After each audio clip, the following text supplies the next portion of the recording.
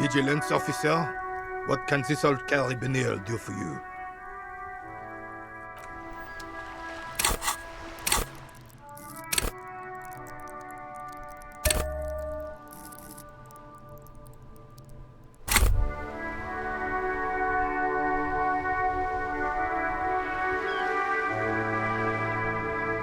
Hear that? Magnesium. That's what you're lacking. The lack of magnesium has you slouched. Yes, and it's critical. Look at yourself. You're practically devolving into a fish due to the lack of magnesium in your bloodstream. You need to get so magged up. You've probably had 2 heart attacks and a minor stroke already. And the only prescription is insane amounts of magnesium. 1 stroke? Don't be so modest. He's having one right now. Yes, if you want to live, you need to evolve. You need to transcend the carbon barrier.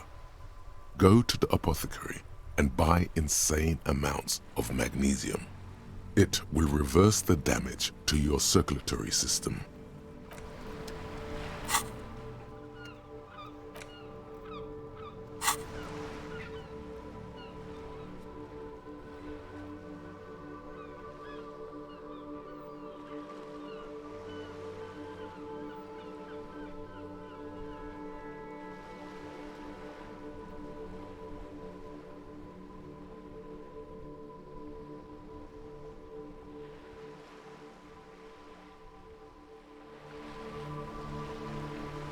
Vigilance officer, what can this old carabiner do for you? As Rene turns from you to his partner and back, the medals on his chest rattle and glare. He keeps his spine straight and his ribcage lifted, displaying them proudly. 2.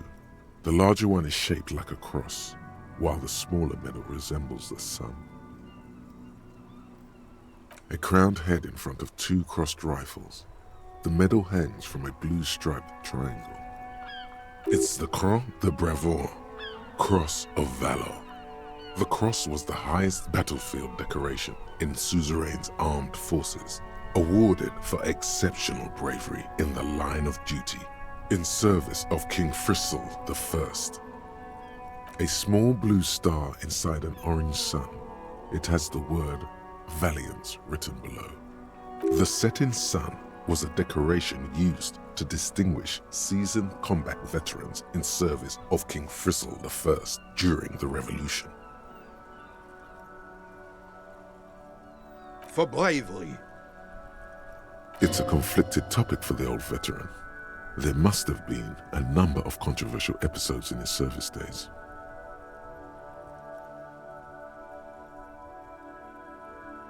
I'm sure, but I know this uniform's reputation.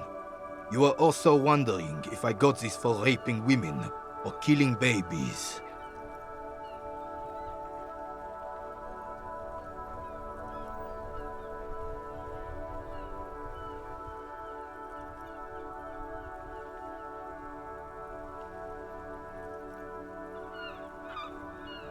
Son, we should never forget our past. Lots of mistakes were made back then, but there were also lessons. Forgetting those times means the mistakes were for nothing. That all those people died for nothing. Whoa, sounds like you're about to open the gates of conversation. This man will literally talk your ear off if you let him wander off to memory lane.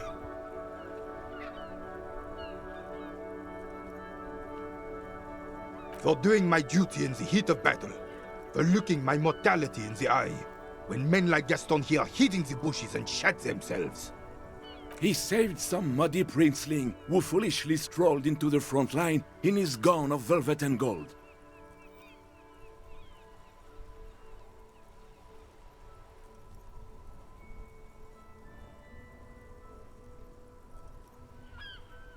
It was on the first months of the revolution here in Revachol. Unrest was spreading like wildfire. Marauders had taken most of the Couronne and were getting really ambitious.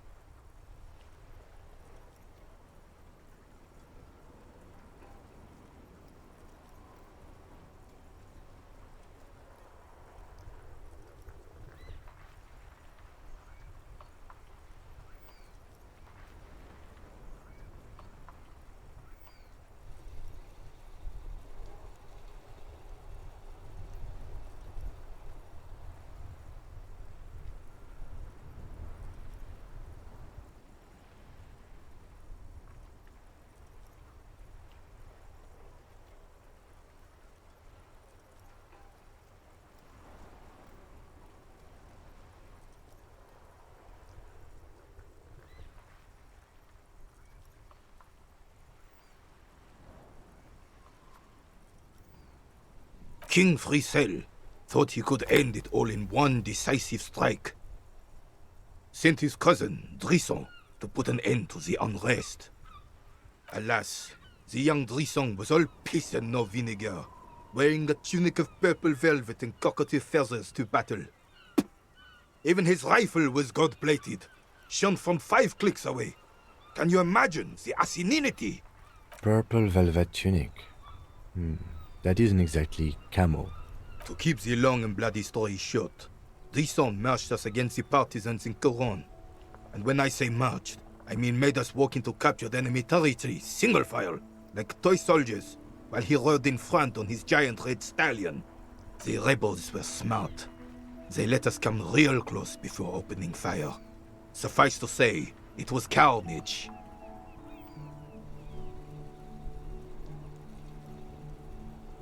I got shot in the left shoulder and went down. Just a flesh wound. But just as I turned over, the prince fell into the mud next to me. He was missing his lower jaw. Then his horse, driven mad by the noise and smell of gunpowder, stepped on my leg and shattered my knee. Hang on to the story. Veterans get sentimental after such retellings. This might yield something useful.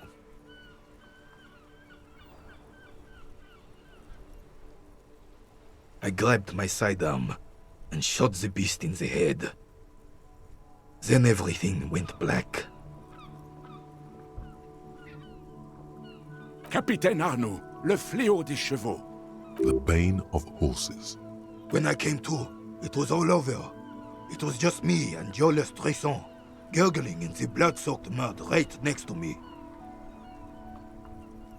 The dink had taken numerous flesh wounds and lost a lot of blood. But despite missing his jaw, he seemed hesitant to die. Tougher than he looked, that one.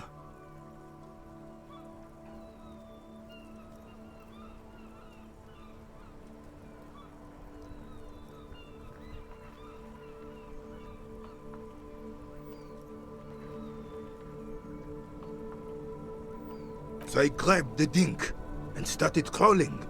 Kept going until the 59th Cavalry picked us up. Through some miracle, we both survived. And the jealous freak convinced Frisel to give me a medal for not leaving him to die in his own blood. Piece and shit.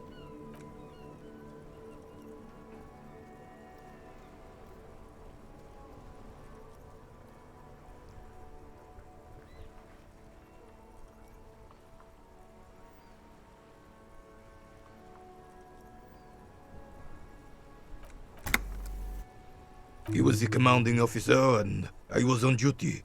Just doing my job. Shouldn't hand out medals for that. 13 months later, I received the Sun for distinguished service. It's not worth mentioning.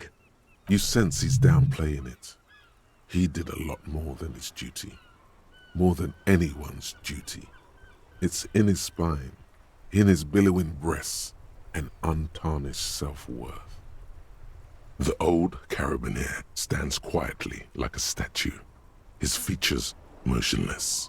What Monseigneur Modesty is not telling you is that he crawled over 7 kilometers before the cavalrymen found him and Drisson.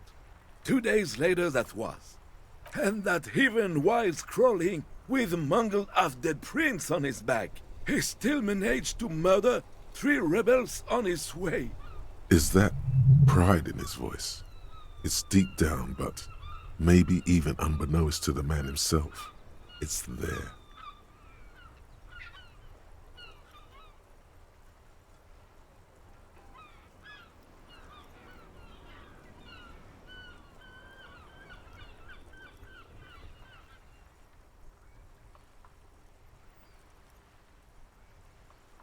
Sorry, officer, but you're reading me all wrong. I'm a man of peace, and these kinds of bloody heroics are only impressive to men like René himself. Certainly not to me. How did you find the story to be, officer? Maybe, but also bear in mind, officer. They don't hand this out for anyone with a service record. Oh no, you have to get shot repeatedly. And you need to get your hands bloody too. Really, really bloody.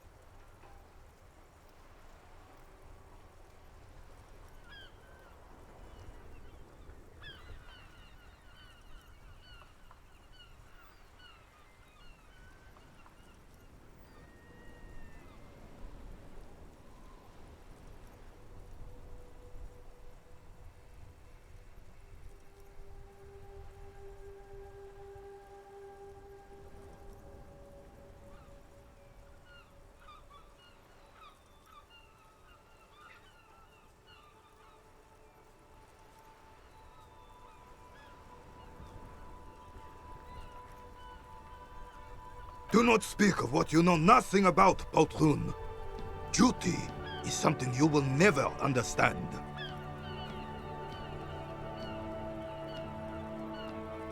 Bah!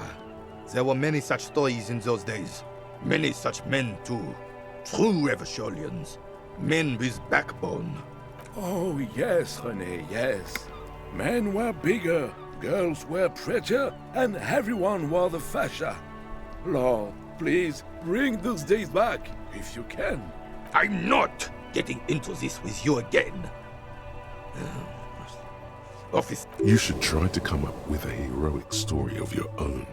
Impress this old soldier.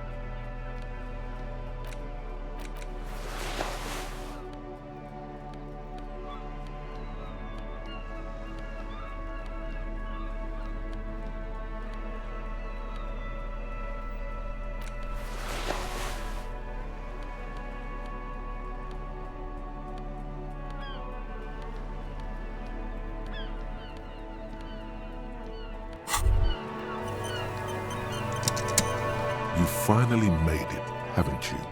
People point fingers at you and whisper to each other when you pass by, wondering to themselves, where did that man get such a cool jacket? Did he receive it upon graduating the École Normale Supérieure de Badasserie? Is he dangerous?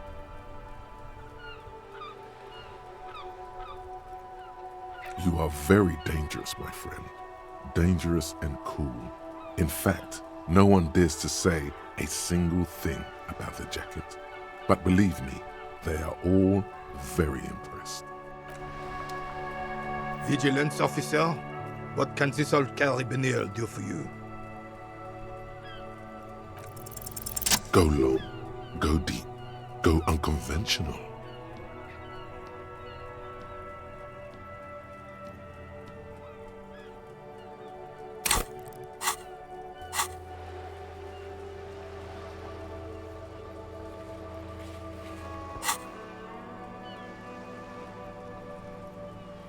Sure, officer. Let's hear your take. I'm not following you. He'll get it. Don't worry. Just continue. He's gonna be impressed.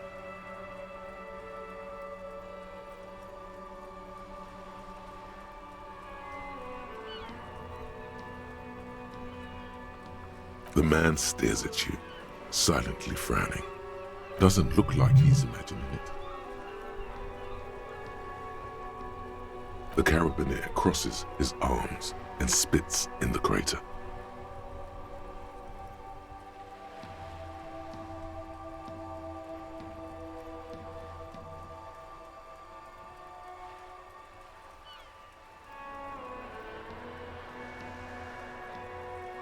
You're talking about getting blackout shit-faced drunk and going into delirium, right? The lieutenant looks up from his notes and nods to the old carabiner.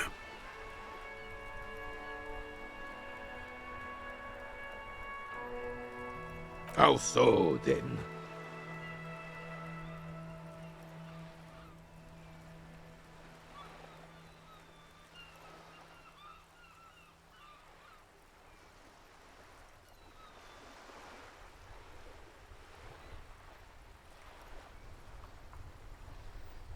The lieutenant sighs audibly, but keeps his eyes on the notebook.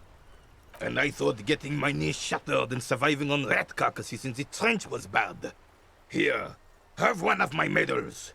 You've earned it, officer. Extremely rigid principles this old soldier has. Don't leave room for a change of heart or backing out. The medal is yours. The veteran of numerous armed conflicts extends his right arm with the setting sun in his clenched fist and an expression of utter disbelief in his eyes. Flashes of bloody and terrible scenes of war, men dying, horses shrieking, blood sinking into sand and snow and asphalt and fertile black earth. All of this accompanied by a musical composition telling of heroism of old, when men were bigger in both body and heart. You feel strange kinship to this old soldier. You and him are the same now. Was there something else you wanted to take from us? I don't think there was anything else he wanted, was there? You got the medal. Now let's solve the crime.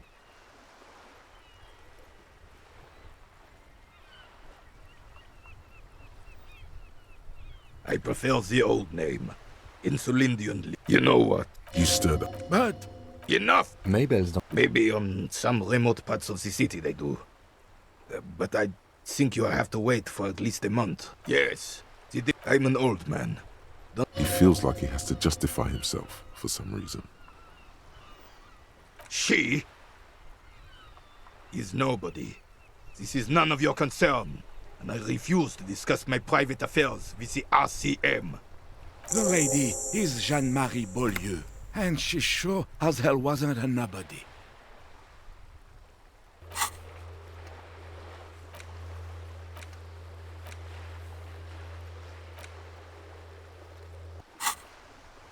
Yes, like I said.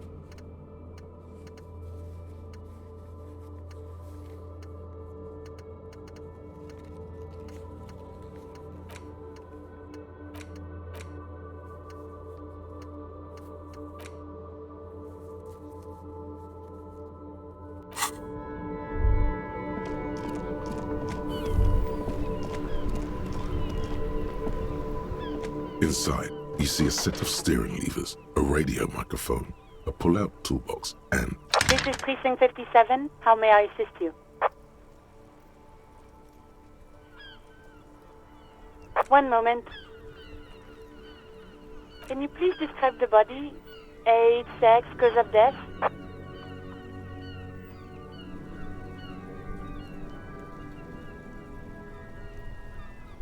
We suspect he might have been inebriated when he fell. There were bottles all around him, and traces of vomit on his shirt. Any signs of violence? No field autopsy necessary. You can hear her quickly typing in the background. What about his belongings? Did you examine his clothes?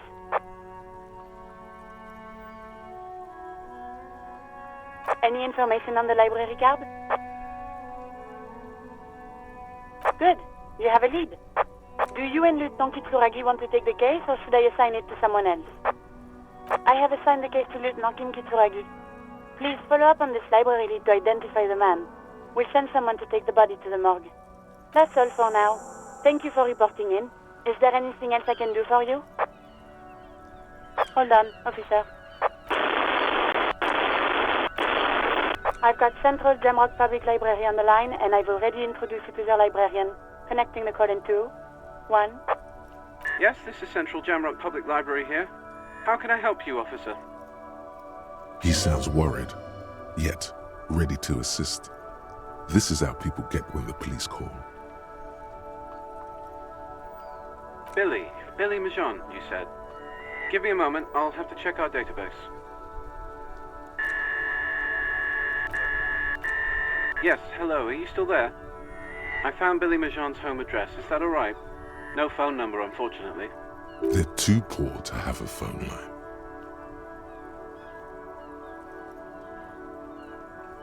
Here we go, sir. Rue de Saint-Ghislain, 33B, apartment number 20. It's in Martinez, I believe. Capeside Apartments, it says. That's all. That's where the smoker on the balcony lives, isn't it? It says here that they returned their last book just a few days ago, but I wasn't at work that day. Marie? Marie? Do you remember a reader named Billy Majon?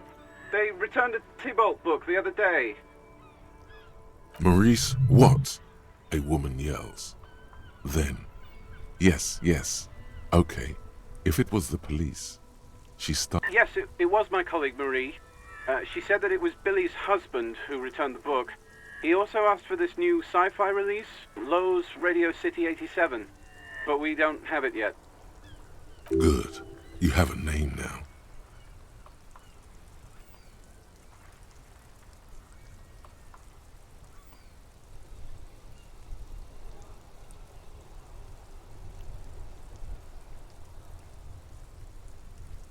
Marie knows Billy.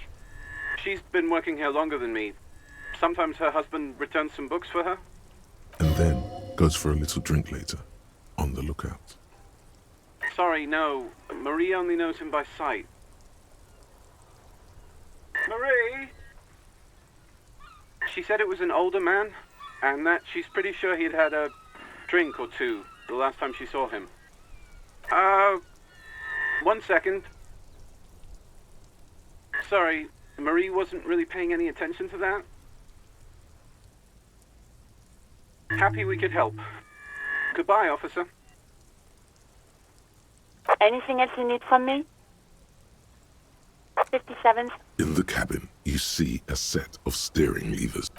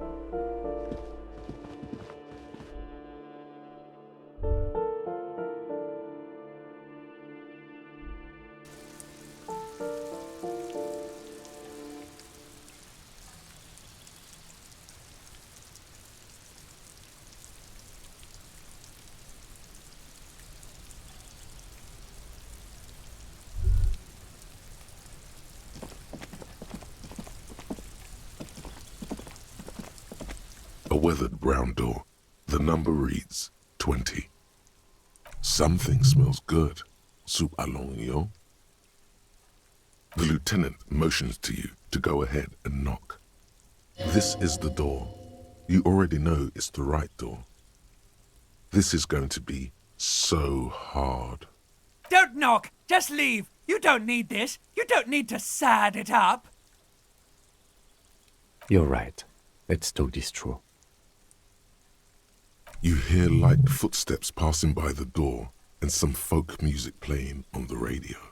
We have our first preliminary identification. In all likelihood, the deceased is the husband of Billy Méjean. We need to confirm this, as well as deliver the death notification to Billy herself. Now, delivering a death notification is never an easy task. There's a reason why it's often called the most stressful part of our job. This is why it's usually done in pairs. You got this. I'll be monitoring reactions, ready to act if necessary. Dad, just don't say that you know how they feel. You don't. Good advice.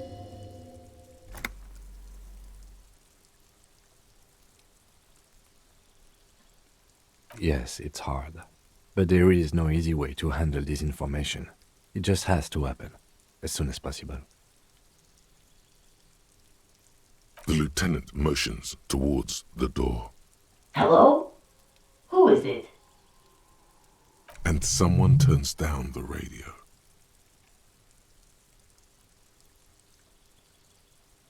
The police. A moment, please give us a moment. Tidying up, nervously. There's fear in her voice. Come in, the door is open.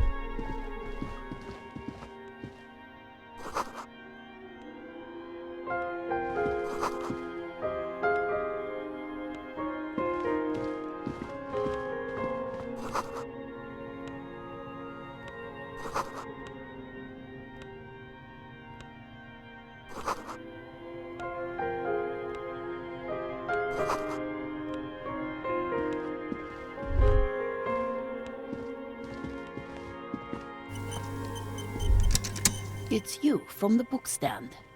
Did you come to bring my cockatoo back? I don't think I introduced myself properly. I'm Billy. Would you like something to drink? Tea? Lemonade? We're out of coffee.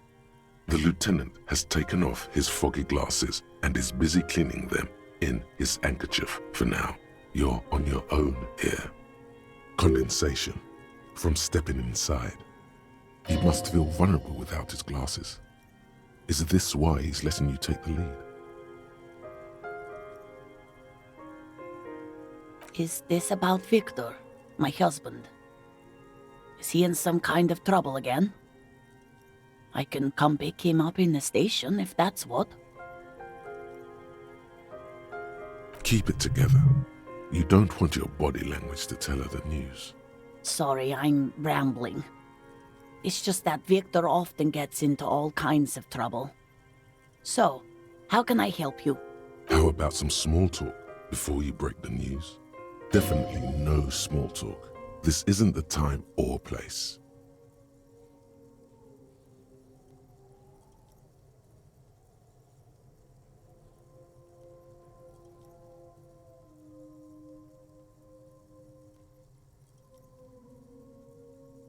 It's me, Victor, and the kids here.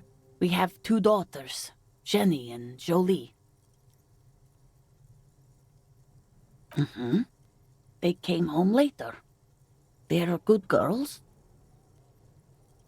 The girls are staying at their friend's place tonight. And Victor is out.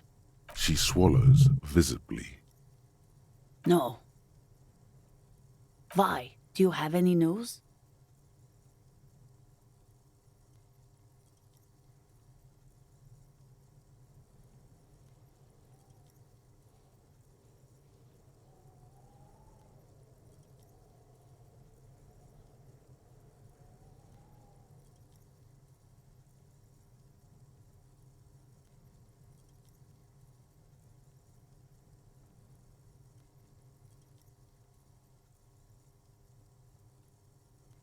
His old leather jacket. It's just your average brown leather jacket, but he bought it as a teenager, so... Yes, the lining is hand-sewn. It's blue. I tried to make the thing more weatherproof since he's running around with it in the middle of winter.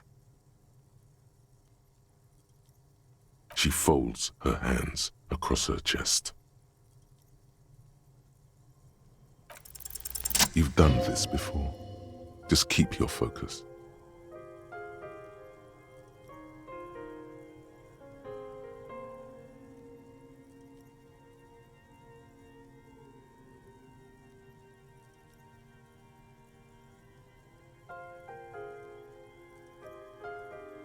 What did you say?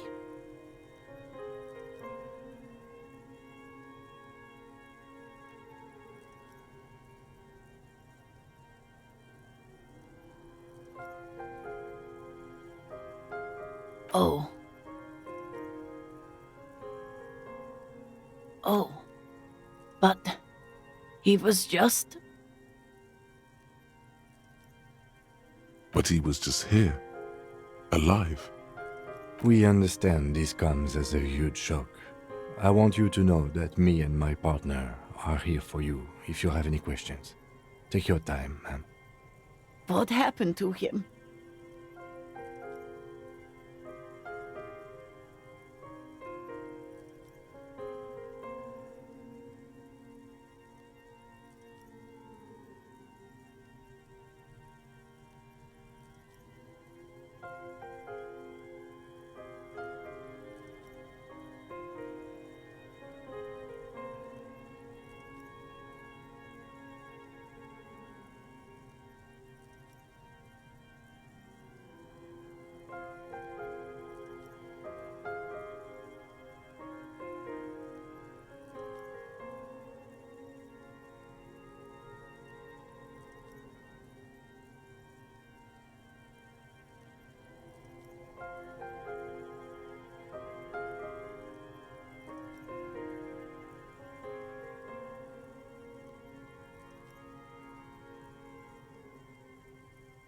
Was he drunk?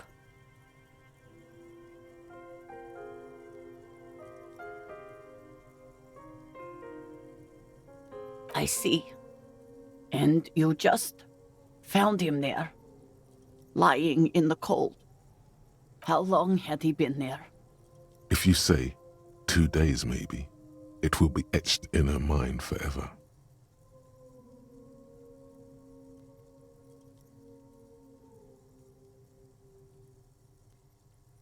She blinks, eyes welling up with tears, as her hand starts searching for something from the pockets of her dress. Here.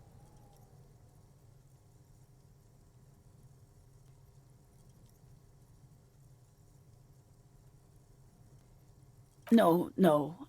I just need to tell my girls. God, should I call them? Should I tell them to come home? No. A day.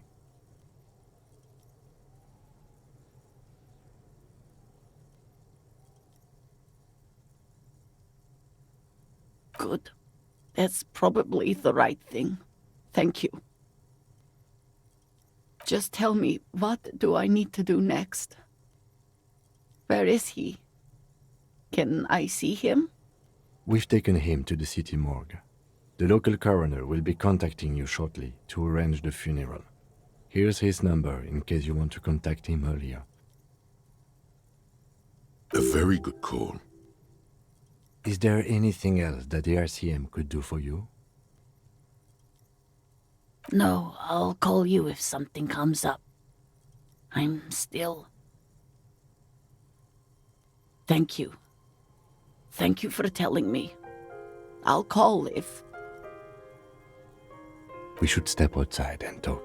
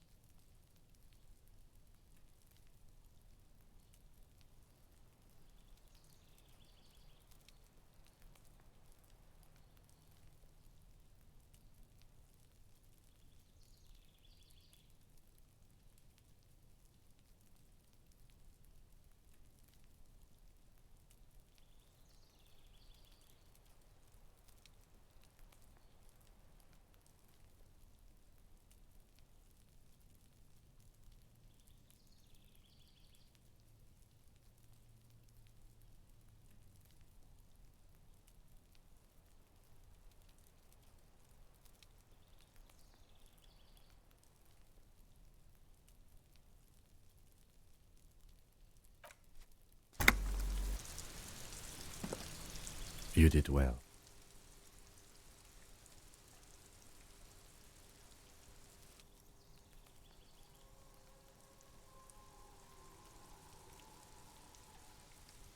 I'll call the station when we're finished with the day, and let them know the name of the deceased. They'll manage. They have to. It's not your place to live their lives. That's it. We should get back to our case now that our duty here is done. Let's go.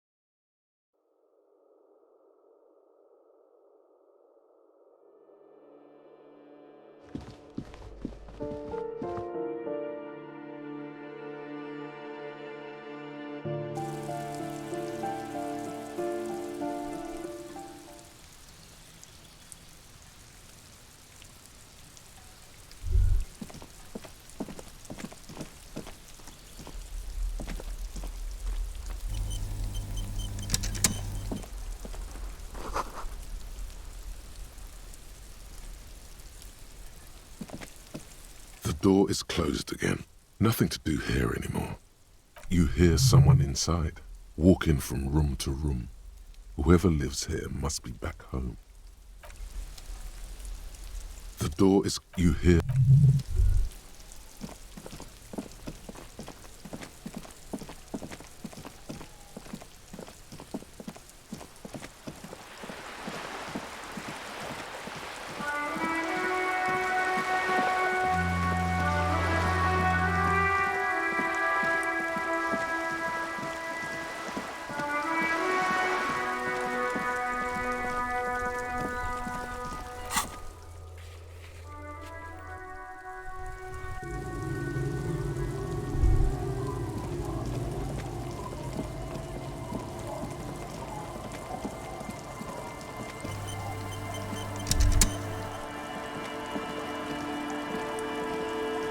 Tequila sunset.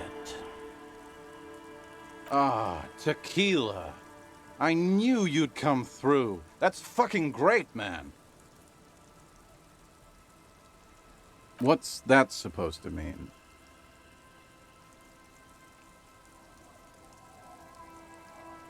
Let me see. What? This isn't my jacket. My jacket was beautiful. This is fucking filthy. What am I supposed to do with this?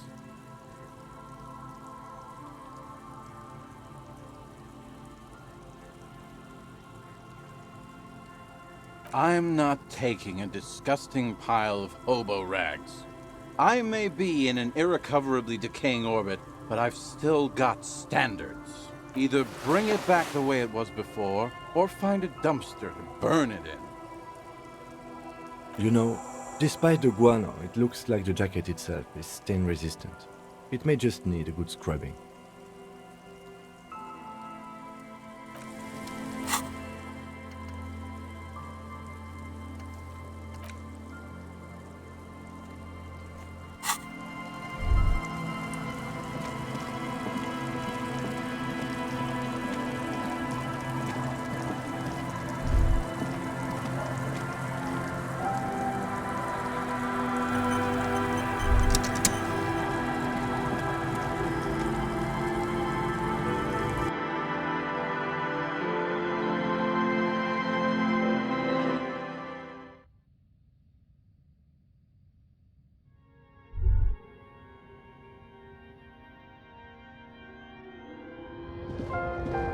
On the table, you see a bowl of water, a rough...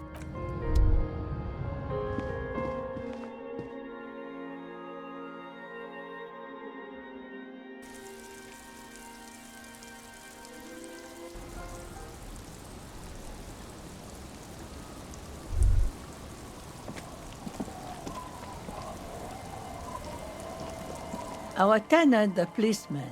I hope the waves don't keep you up at night. What can I help you with? I can wash it for you. But it's going to take about a half an hour. Think you can stay put for that long? Hell yeah. I could use a breather. It's been another track and field day.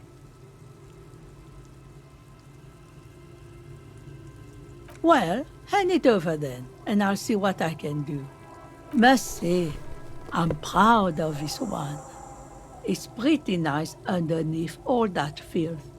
I hope you take better care of it than its last owner.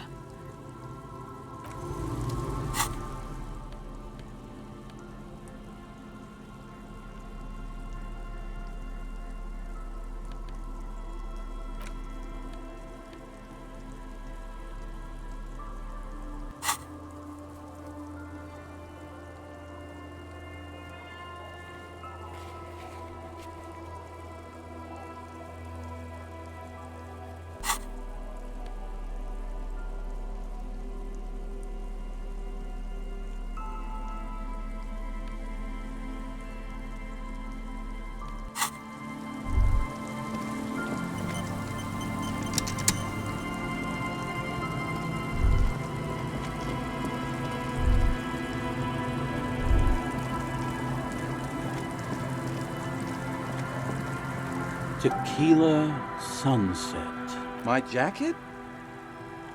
A look of consternation crosses the man's face. He looks at you, then at his bottle, then back at you. What the fuck are you talking about, Tequila? Faum?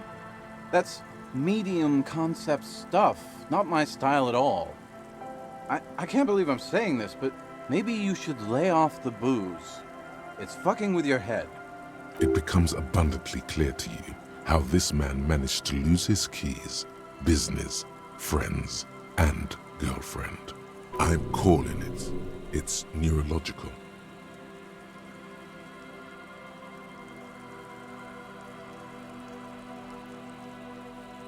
That shit is so medium concept, I wouldn't touch it with a stick. But yeah, okay. I'm sure it looks great on you. It's an okay jacket, if you are into that look. Okay, let's step aside for a second. I have something I want to talk about. I've been meaning to have a little chat with you about your sense of style.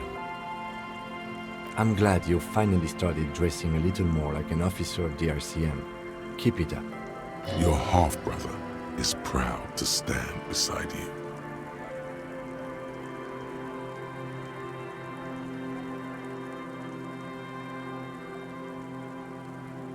The lieutenant regards you for a moment, unsure whether you're making a joke or not, and if so, whether he should acknowledge it.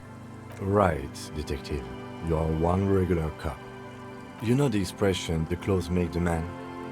The right outfit in the right situation can make all the difference in the world.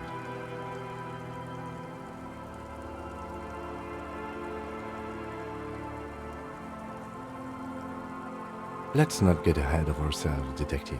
A warm smile. Anyway, we should probably get back to the case. Let's go.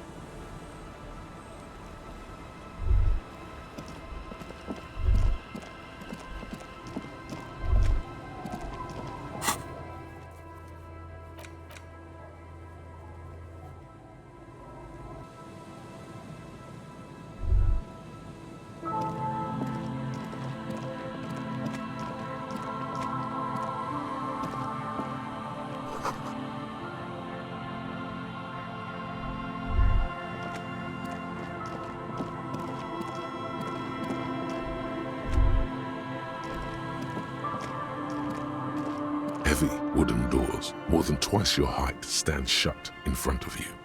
The rectangular sea-worn ornamentation appears in stark contrast to the padlock, carelessly drilled into the wood.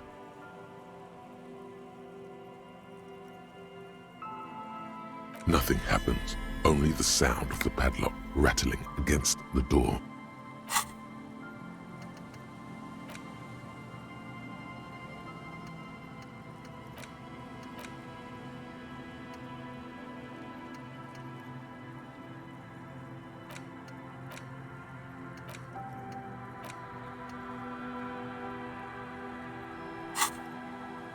I don't think that's going to work.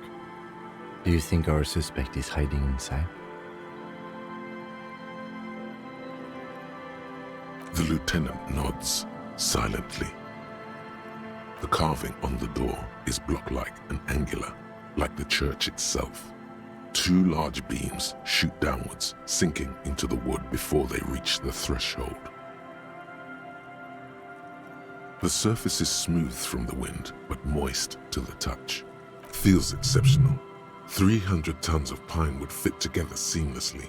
It's old too, cut and carved many centuries ago. This cheap-looking padlock is sturdily built. It shackles together a hasp and a staple screwed into the wooden door. The lock is adorned with a yellow sticker. It'll be easier to break the staple than the lock. Also, that sticker is interesting, somehow. You see a yellow circle with 2 X's and a big curve below them that looks like a mouth. You're pretty sure you haven't seen it before, but what the symbol depicts is clear enough. A smiling dead guy. The curve makes it smile, and the X's make it dead. There is something blindingly modern about this symbol. Its modernness puts to shame everything you've seen before. It's the contrast between the cheery, chemical yellow and the rigor mortis. As if the cheery guy didn't know he was dead, or the dead guy didn't care that he was.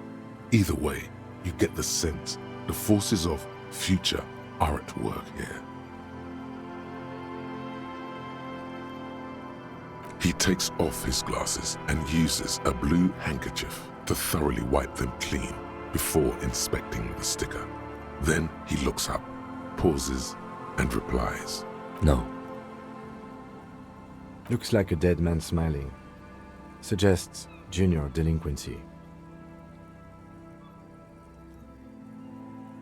For Revachol ZOC, the moral intern defined junior delinquents as minors between the ages of 10 and 16 who have committed an act in violation of the law. These acts aren't called crimes as they would be for adults. Crimes committed by minors are called delinquent acts. This was part of your officer's exams. I haven't seen that sticker before, and I'm not a youth.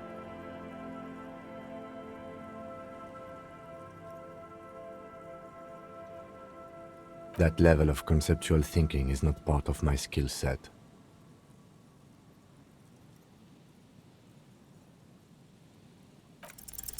There's nothing like the sound of a sticker unpeeling. Now it's stuck to your thumb. Au revoir, sticker.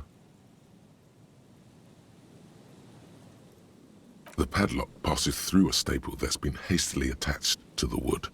Closer inspection reveals that one of the screws is not a screw at all, but a nail. The work has been done recently and is unprofessional, to say the least.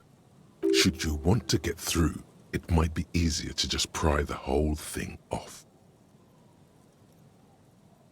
Maybe we should circle the building first and look for another way. The building has seen enough mistreatment. There is a touch of guilt in his voice.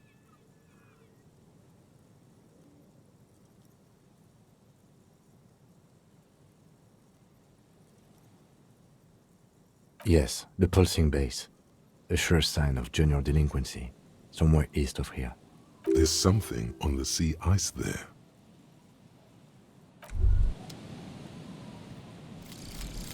Revacholian nationhood. The Revacholian state will be a serene place. You should get a drink. A beautiful, serene place of mystery and peace. It will not be a place for women to infect with their frailty and hysterics, or where the Seminese will be allowed to wear their pants around their ankles. All of that will go once you get a drink. The socialist professors at the École Supérieure will be fired. The editors of Trompe le Monde will have to beg in the streets. You'll pour beer into their begging hats and laugh. You should get a beer.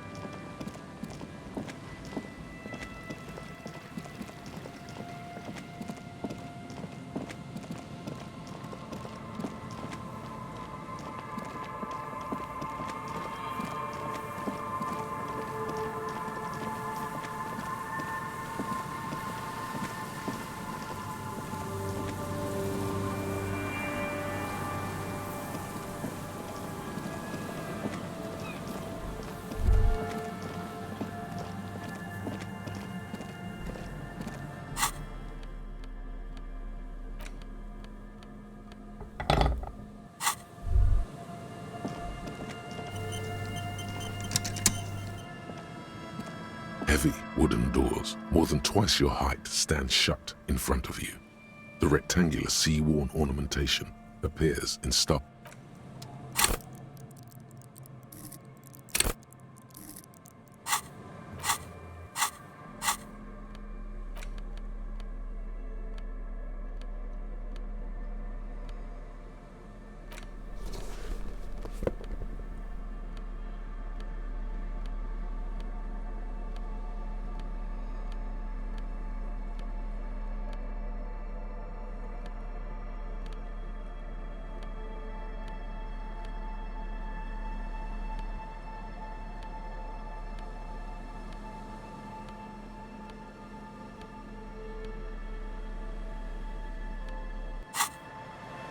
Heavy wooden doors, more than twice your height, stand shut in front of you.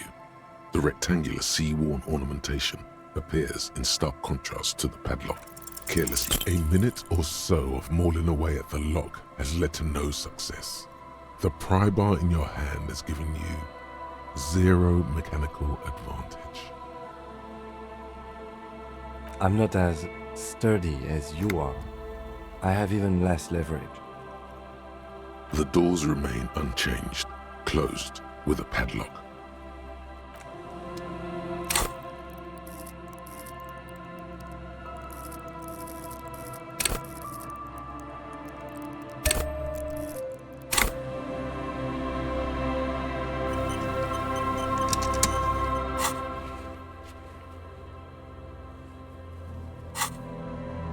Heavy wooden doors, more than twice your height, stand shut. You jam the pry bar between the lock and the staple and apply force. Your biceps bulge from the strain. The metal creaks and squeals. The pathetic old wood, rusty screws, and one nail stand no chance against the forces of leverage. From deep within, a bellow rips. Suddenly, the pry bar snaps. Metal shavings fly everywhere. The upper half, between the lock and the staple, falls to the ground with a thunk.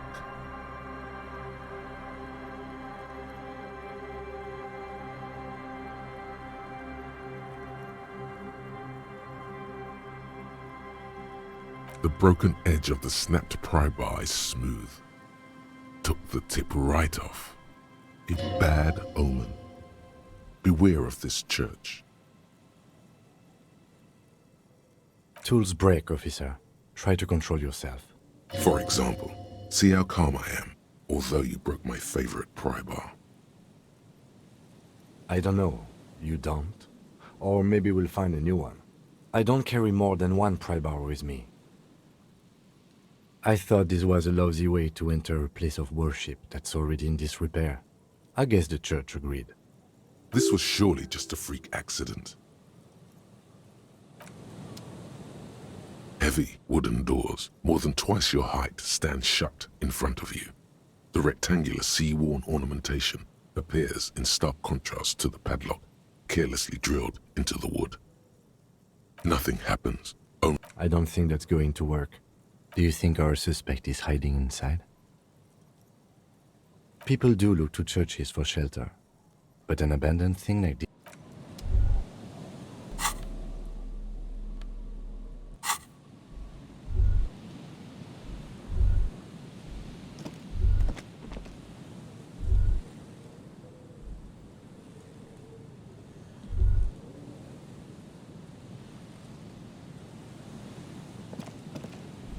Heavy wooden doors, more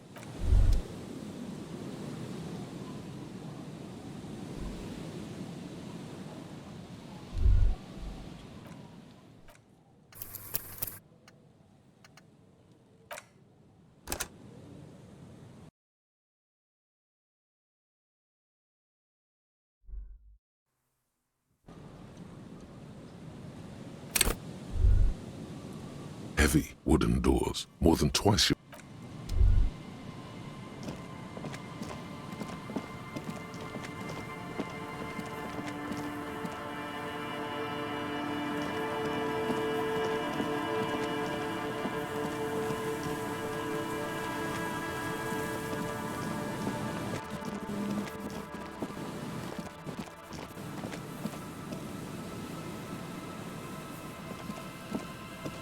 old door, worn by elements, guards the depot. The wind has blown a sand dune in front of it. The door hasn't been opened in a long while. You see a handle. It's military, a service depot of some sort. The washerwoman mentioned a depot up the coast. She said it was for moving ammo and cargo across the bay. This might be it. From here to the whirling, I can't see how. The church is in the way.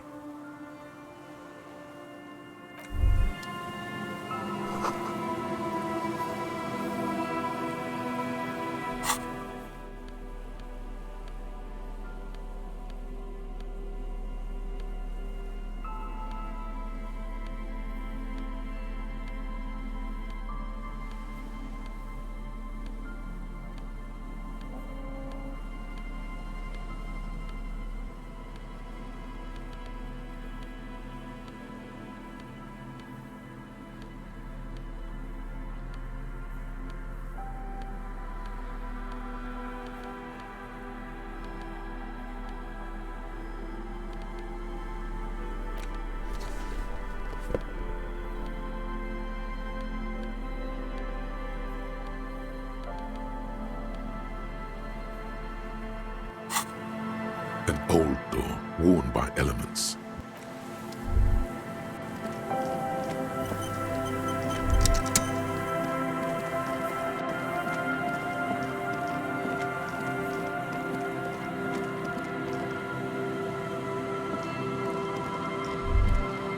Just dead and dying locusts, and the slow swaying of surrounding reeds. Poor things.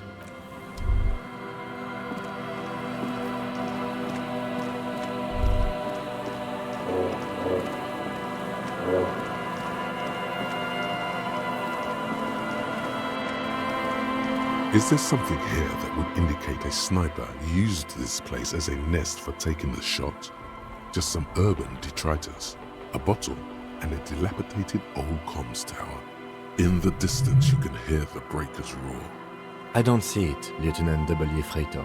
I don't see a person take a shot here and hit something there, in the whirling in rags.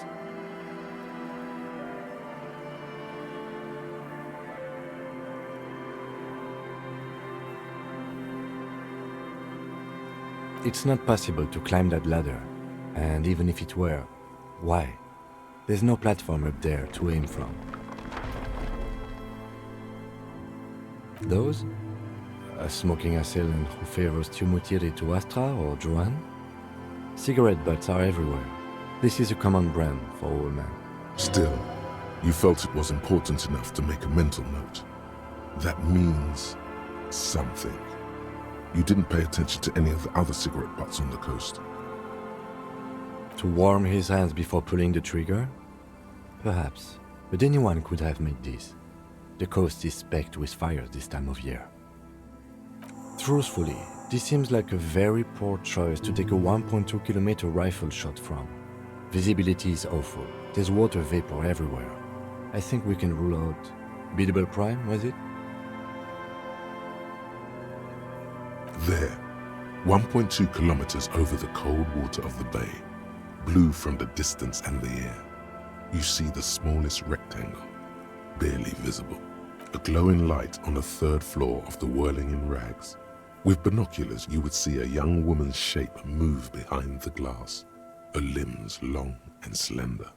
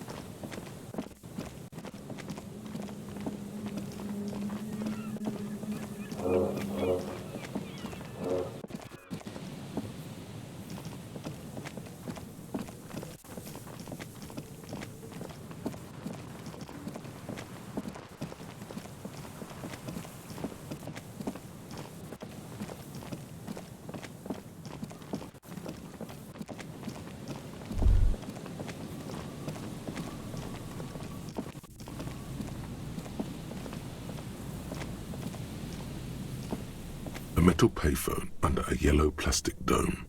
You could use it to call someone, unless you're out of change. You hear the tone. The machine is inoperable.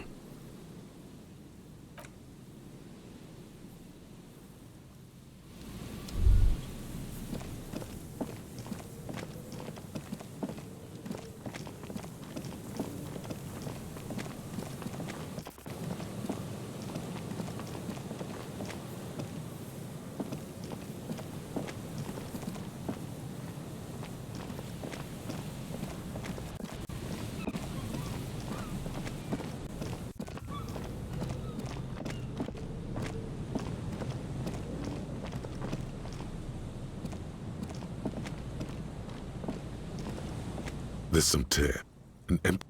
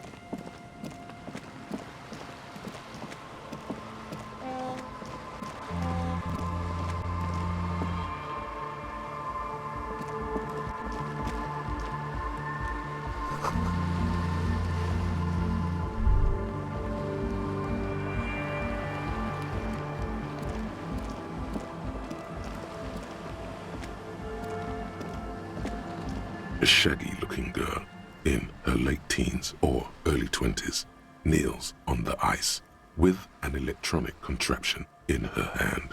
Hearing you approach, she looks up. Oh, hello there. It's cold out here, but she's not wearing a hat. She must be freezing. Everyone knows drugs make you invulnerable to cold.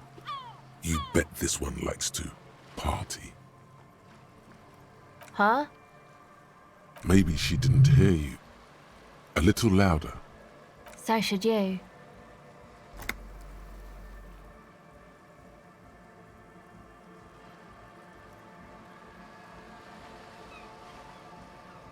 Oh, I didn't notice that.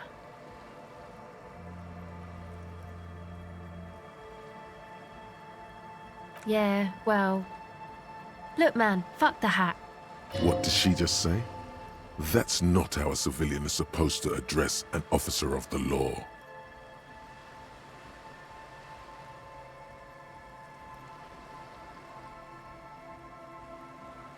I'm sorry I said fuck the hat. I was concentrating on something else. My whole family swears and it rubbed off on me. No. Just no? It's pretty desolate here. I only hear the dogs bark at night and see the shadows move down the coast. A cell. Her hair is dyed blonde, with dark roots showing. There's a coarseness to her features, some masculinity below that timidness. Why? Okay, it's Berger. A very common name. You have little reason to doubt that's her real name. But she's not all that surprised by this cop show questioning, is she? This is a portable recording device. It's for field recording. Low quality, but still. Actually, just one wire. I picked on it till the braiding came loose. The wire leads to a contact microphone.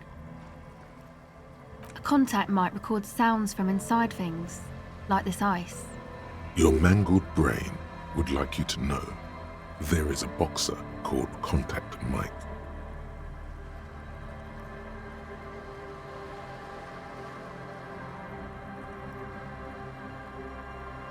No. You're welcome. The mic? I don't exactly know. Somehow it doesn't pick up vibrations from the air. The book said it only picks up structure-borne sound, if you like technobabble. Same place I got the recorder from, the Elysium. Oh man, you haven't been to the Elysium? It's the coolest place in this whole drug-addled shithole. It's a music club and a synthesizer workshop on Boogie Street in Jamrock. Musicians live there, like real musicians. I once saw Arno van Eyck. Thinking about it really cheers her up. It's a long way from here, though.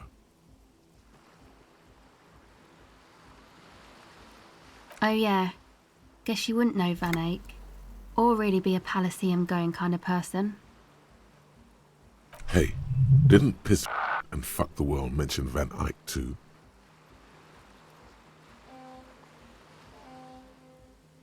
A skull thing? Man, you sound like 100 years old when you say that.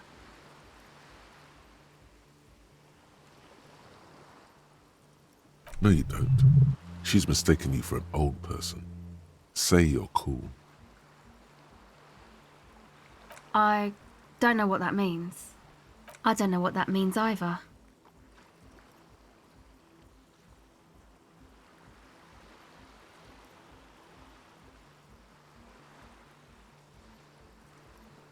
That's cool.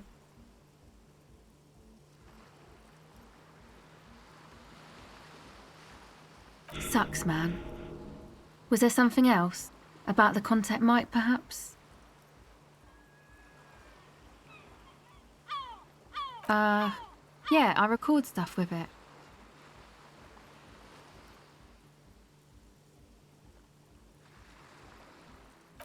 No. This is a Contact microphone. It's for recording inside solid objects. Contact mic just beats people up. An entire litany spews forth.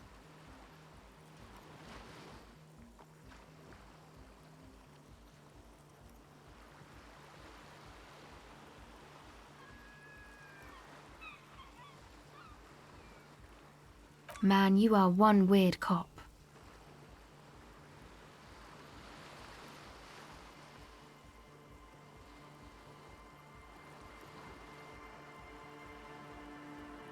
You do understand it all just sounds like Mike to me, right? Okay. Recording, I guess. I think I'm recording cracks in the ice, but there's no way to tell. Not without headphones. I think I just recorded your footsteps too.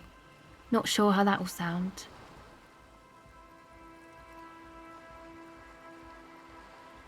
My boyfriend sold them. I don't know, man. Things. Just stuff you need for life. A lie. They were probably pawned off for something suspicious. The musicians in the Elysium used them for making music. They looped the stuff, cutting the tapes together. They make music out of cracks in the ice and keys jangling. Crazy sounds like that. It's hard to explain. Anyway, I thought I'd make some too. It's supposed to be, like, a music place anyway. I don't really know what I'm doing. They use synthesizers too. I don't have a synthesizer. She looks at the recording device. The thing she thought would fill her hours with joy and escape. It's turning out to be an empty fantasy. She feels childish, very useless all of a sudden. The sharp drop in endorphins is almost visible, like a warm blanket has fallen off her shoulders. The wave of chill, the quivering jaw, indications of a drug high. Take this, your call. No, man, fuck that, I'm cool. I'm sorry I said that. I'm sorry about the fuck. It's okay.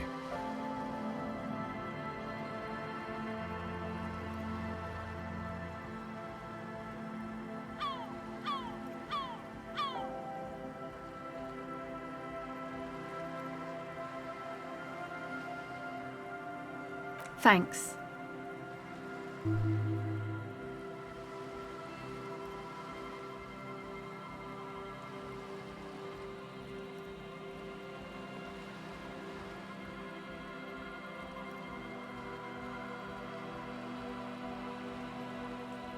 That? The boys think it could be a place, like the Elysium or something. Stupid. It's really not going to be a Elysium, that's for sure. Yeah, Andre and the guys, they're inside, in the tent. And why is that? They got too much stuff crammed in there, no room. Music stuff mostly, like this tape recorder, but bigger. And there's piles of it.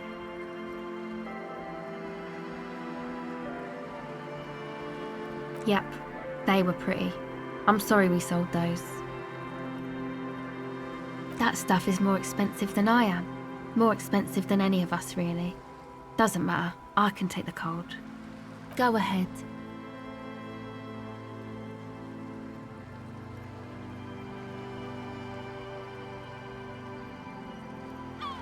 Well, it's just questioning, right? You're just questioning me. It's what cops do. Once or twice, yeah. I'm sorry I haven't had the Revachol experience they get east of the river. Rich people. Rich people are east of the river.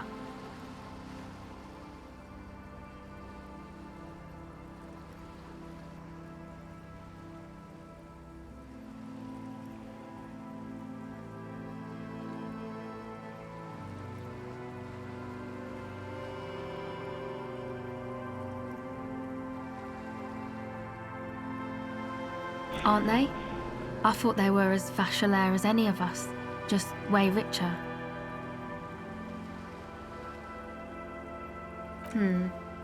Maybe you're right. Most of them do speak 3 languages. The usual. I had a shitty run as a teenager. You know, drinking, getting into fights. The ugly stuff that happens when you move out your parents' place at 13. In Forberg. Interesting term. Time to glean some knowledge. Is this a rhetorical question?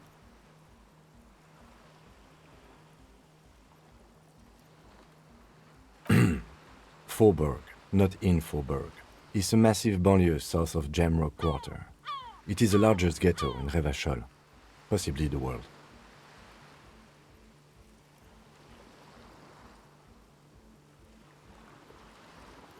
My dad was a drunk. Plus, I guess, I just wanted to drink too, you know. Get my party on.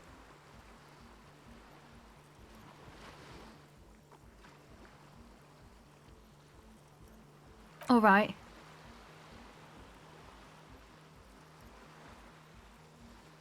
It's supposed to become, like, a club for anodic dance music, like that new style of synthesizer stuff they play at the Elysium.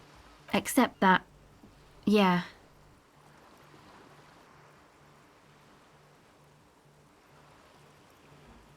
You know, anodic, cathodic, music that's made with electronic instruments.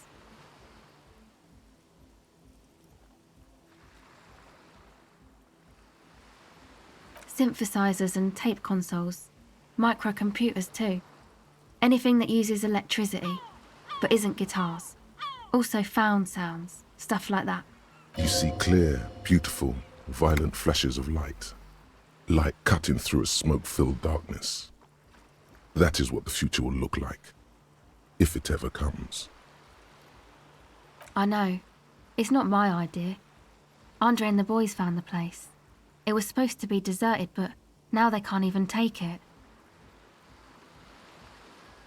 Hey, you two are cops.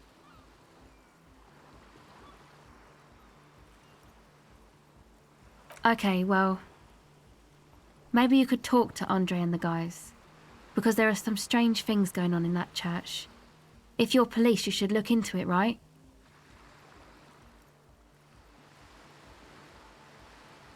They're inside that thing there. Would be cool if you did. Was there something else? No. Not really, no. She's trying to get out of a direct lie with semantic tricks. She personally didn't put the padlock on the door. Yeah, you know, that's what I meant. Noid did. Noid put the padlock on the door. Yeah, I guess you could say that. To keep more weirdos from getting in. Fucking Martinez. I'm sorry. It's got the worst weirdos.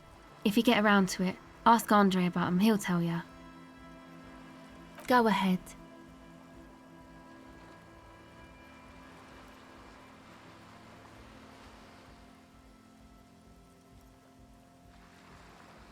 Okay, bye.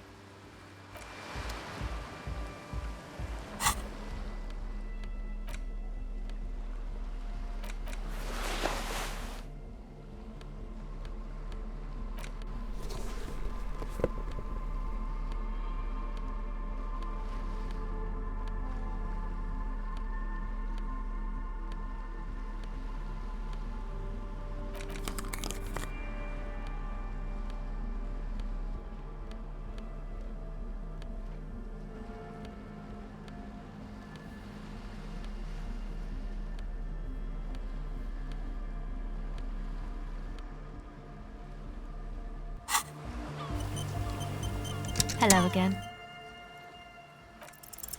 The device is still warm from her touch and heavy as a brick from the batteries inside. The company logo, Omicron, adorns its yellow plastic cover. Inside, the tape is rolling. The girl looks at the device in your hands.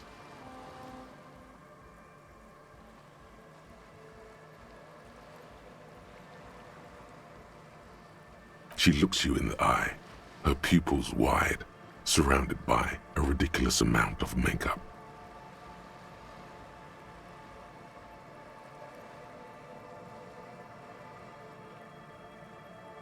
The wind howls. She remains silent. It's real. Tell her. What is?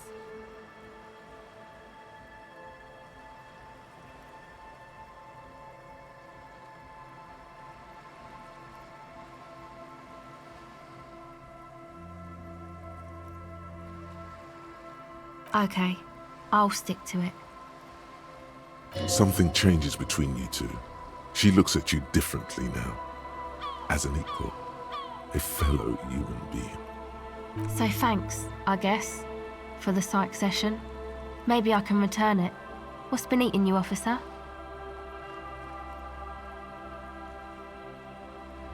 Come on, I can tell.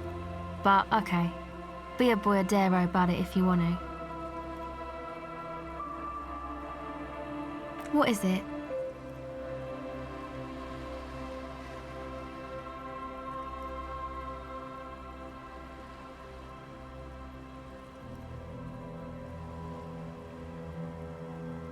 Oh, really?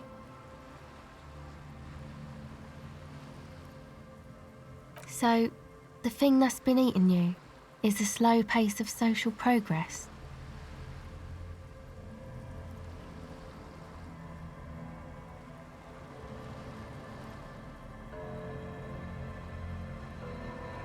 Okay, so you're not that upset, it sounds like. Uh-huh. And you're sure it's social progress you're distressed about, and not, I don't know, some chick? Perhaps. Go ahead.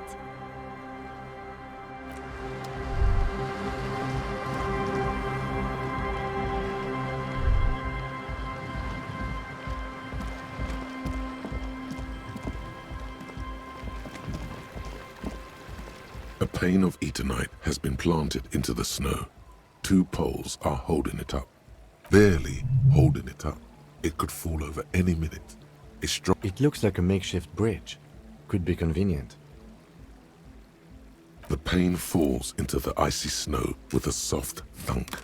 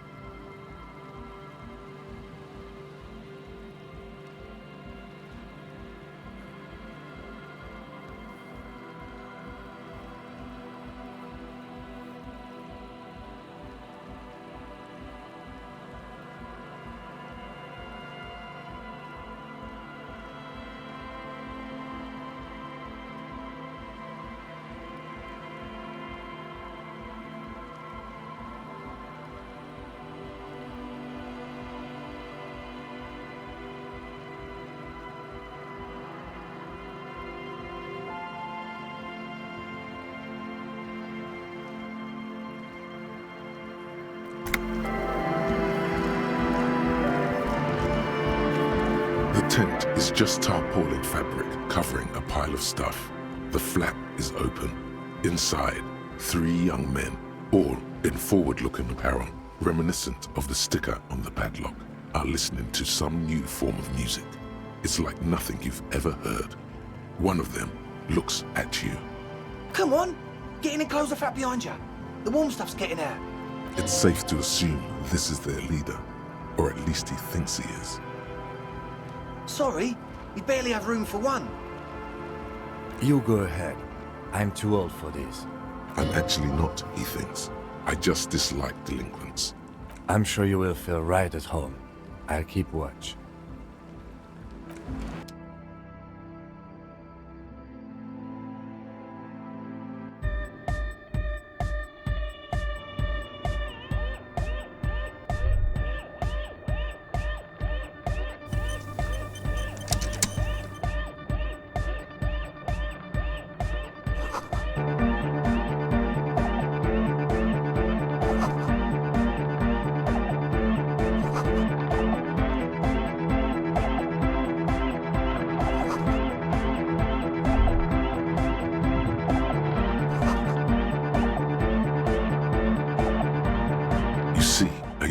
Man bleaching the tips of his hair with a toothbrush. He puts the toothbrush down and extends his hand in greeting.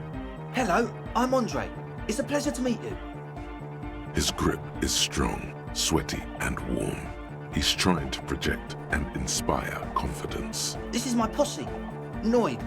The young man with earrings looks at you suspiciously. And Egghead. Egg!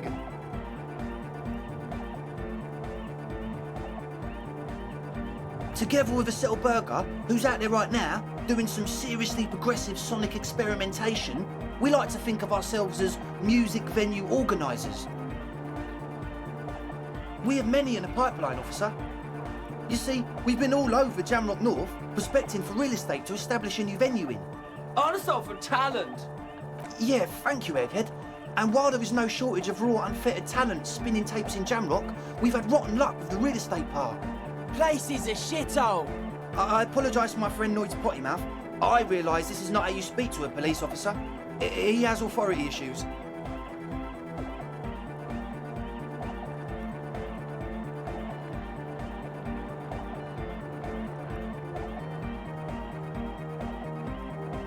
I will, lawman.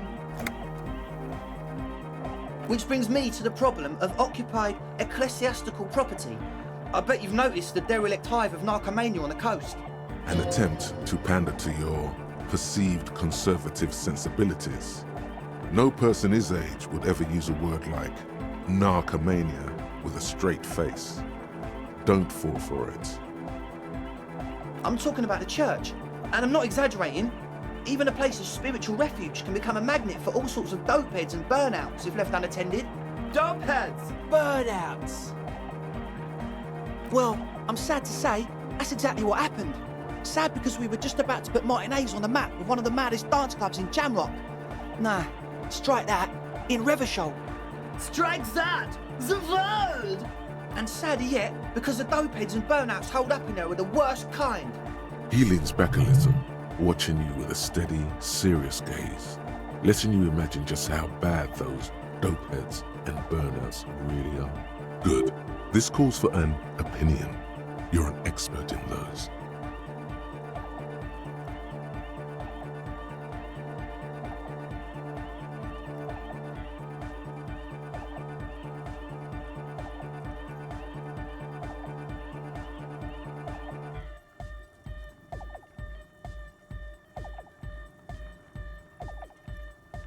Yes. And the worst part is, they're also spooky.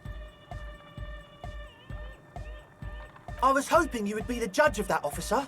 All I can say is, their spookiness is the kind that keeps us from restoring this church into a community centre and a place of spiritual refuge. Also, they don't eat or clean the building. Shit's gonna collapse. People just wanna spin tapes without them spooking it up. Place has bad signs. No one can dance like that. Thank you, Egghead. So you're gonna look into it, right? It should be a police matter. Getting them out. Whatever spooky stuff they're doing, I'm sure it's not what the Ecclesiastes meant their property for.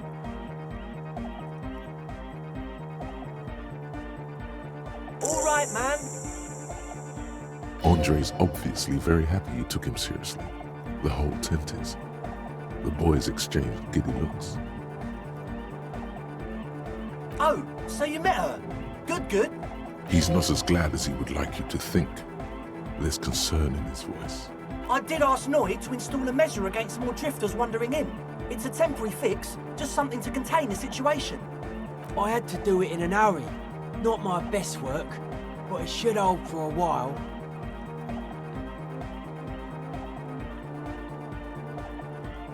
Not long, like a week maybe? I'm super sure they're alive.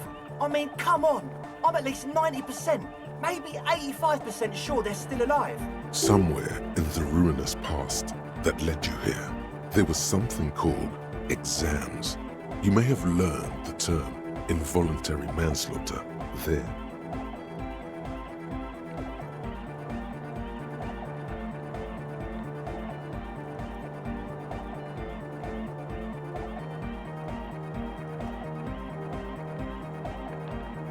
Yes, I do. I listen to Channel 8 all the time. I know about crime stuff, and I assure you, officer, this is not what's happening here. I'm at least 80% sure they're alive. I mean, come on. Most people aren't ever that alive in their entire lives. I don't know. What does anything mean, really? Oh, yeah.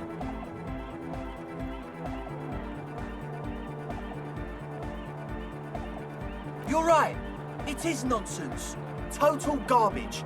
I knew you'd see through it. You're one smart cop. It feels good to be the smart cop, doesn't it? That's a good cop to be. Has a nice ring to it. Smart cop. You wouldn't want to be stupid cop, now would you? But still, maybe he's just sucking up to you.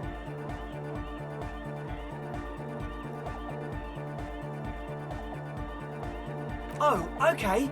I won't do that anymore. Of course. Noid, give the officer the key. All right.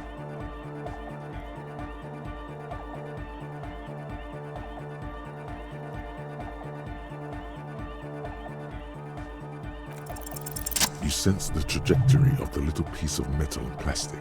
The object makes a small ringing sound as it approaches. Just the tiniest chime to your left. Ka-ching! The key hits your palm. The speed freaks nod to you approvingly.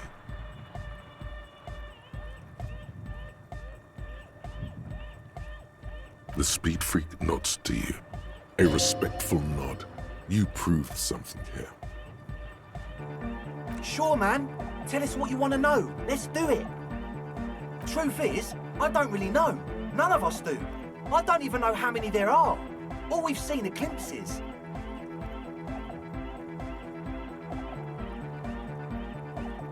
Well, there's also the machinery. This machinery is of the deeply mystical variety. When I first scouted the place, back in February, it was abandoned, empty. Took some time getting the crew together. So about 2 weeks ago, we came here hoping to set the stuff up. Suddenly, there are all these strange machines lying around in there. One of them has wires running into bowls of water.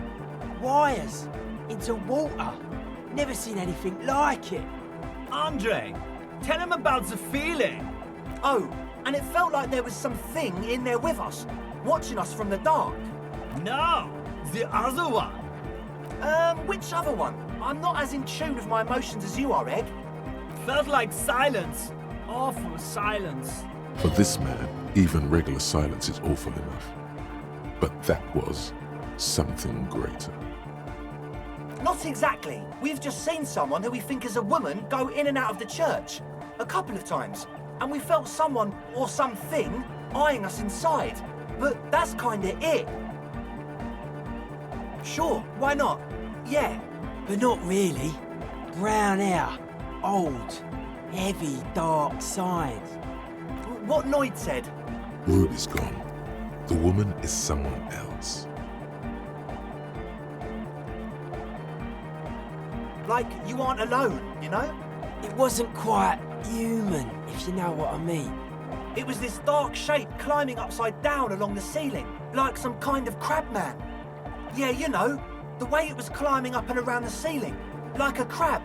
It was stalking a cell, exhibiting ambush behaviour. Odd. Crabs are usually marine creatures and not known for climbing walls. Yeah, totally. I mean, I didn't personally see it. Estelle was alone that time, but I believe her. If she comes out running and says there's a crab in there, there's a crab in there. You should ask her about it, but be nice. Don't tell her you don't believe in the crab. The implications of this are too numerous to consider. Proceed with caution. Learn all you can before entering that dark building. There probably is no crab man. Don't let them draw you in with this nonsense. You should talk to Noid about that. I just got a distinct burnout and dopehead sign from them. Probably jacked up to some snuff station too. Probably, very likely. Well, honestly, I can't. But I am. Why not? Let's go with that. I'm 70% sure they're substance users. Don't let the technology fool you.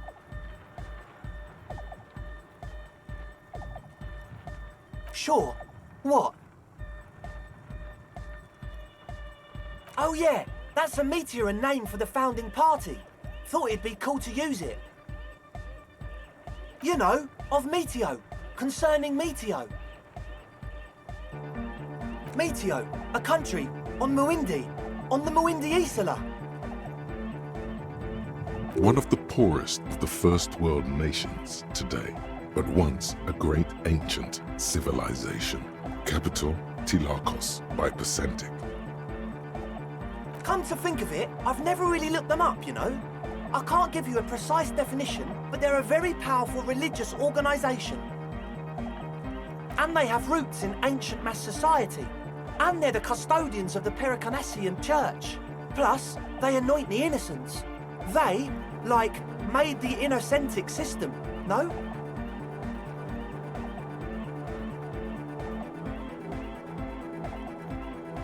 You're totally wrong about that. The Pericarnassian Church is about love. And Nordic music is about love. I got love for my Pericarnassian posse. Love is the relay out of death. We dance! Love is hardcore! Unity! Unity! Make some noise for my Insulindian posse! You feel it. The anodes and the cathodes coursing through you. Your big toe starts tapping along to the base, as if testing the waters.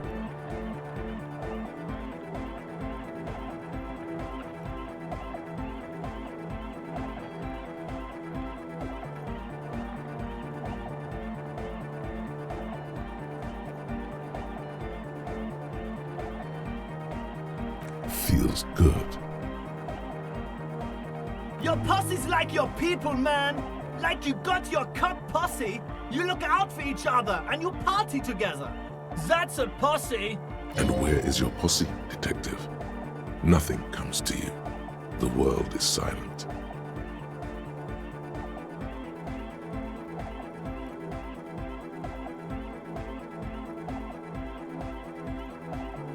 Oh yeah, it can! He's coming around. You're getting it.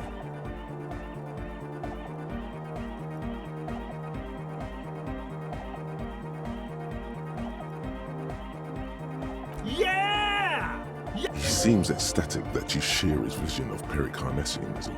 Do it for the masses. Do it for the crew. I didn't want to say it, but it was pretty lame of you to imply otherwise. Anyway, you got more questions? The one with the large head is still looking at you, nodding his head, waiting for your body to start moving. Yeah! Let it out! Let the disco happen! Bring the disco into this world! Get this church shit on, and then dance there, motherfucker! You feel like you could go for a little disco when, Or if they get this club going, you've got it in you. Yes. What?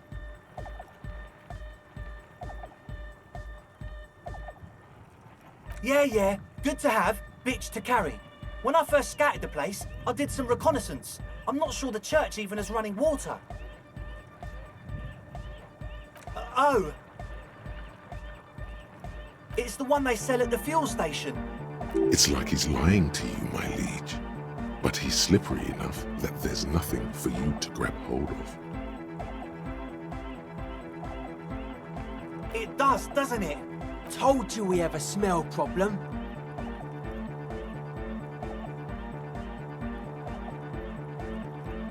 Ether? I don't smell ether. Do you, Noid? No.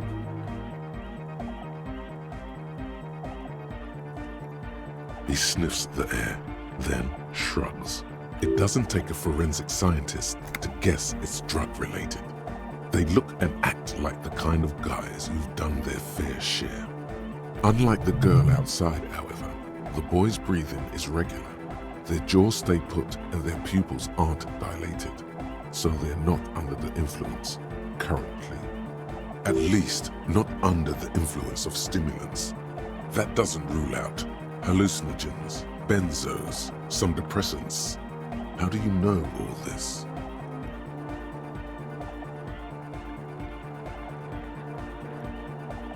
The what now?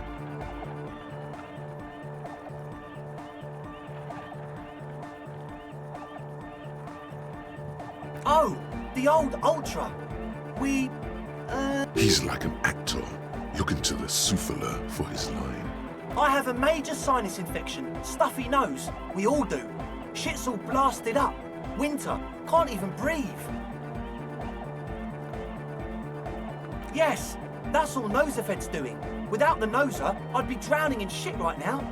Nosafed is the shit. Sure. Here you go, officer. The Noser. Blast away. The engine starting fluid. It's for starting engines. What's with the goddamn Romangarod earrings? It's cold. The fluid's for the generator. Keep on it, sire.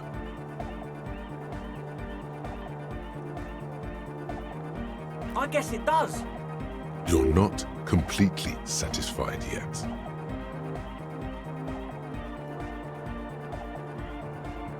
No idea, man. He nods enthusiastically, no doubt a little relieved.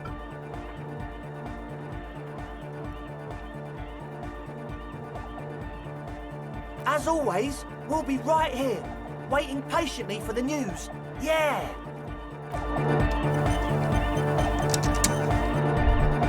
So you had a talk with Andre, and now you want to discuss things with Noid. Good. It's good you talked to Andre first. Gave me time to get a reading on your sign. Can't really talk to people before you get a reading.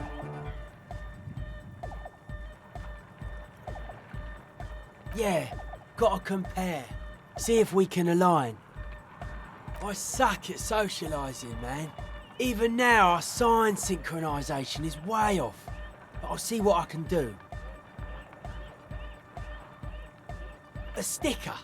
You mean the yellow one? Can you describe it to me? Interesting. He wants you to describe it, though he already knows what it looks like.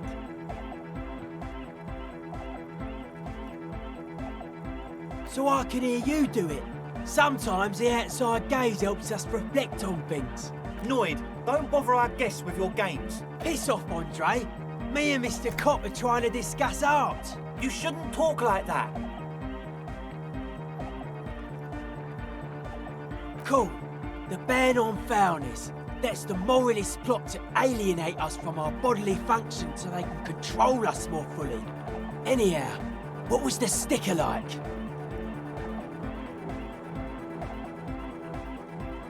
Good. What did you want to know?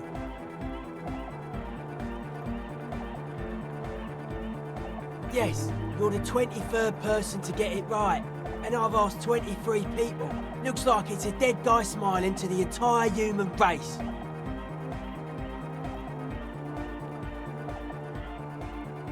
He defeated history. We are living in the age of history, and in the eyes of history, we are always already dead. How can we ever smile then? Because history is a lie, and so are its deaths. The present moment and life are the hardcore. The hardcore expels death. Or maybe he's not dead. Maybe he's just really ecstatic about the beats. It should be sold, but not by us. Simplicity was brought to us by classical soul artist modernism, but that was a tasteful, harmonious simplicity, right? Well, hardcore is not tasteful or outwardly harmonious. It's a warning shot. This will be dangerous. The echo of man's loss, haunting him. The sticker, the clothes, the music, same thing. Not alone. Many people are thinking the same thing right now. There's a gathering at the Elysium. The beat is the same for all. I guess one could write an entire treatise on the thing. But what for?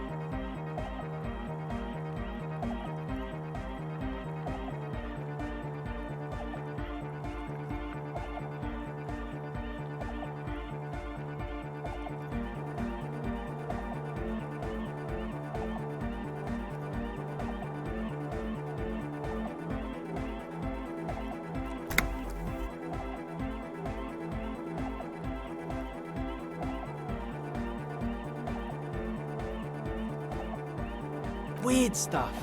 Specialised. There was a data processor and some sort of long-wave machinery. Wires going into water. Gives off a spy sign. Or some fucked up Samaran science sign. You know, the kind that goes head first into the supernatural.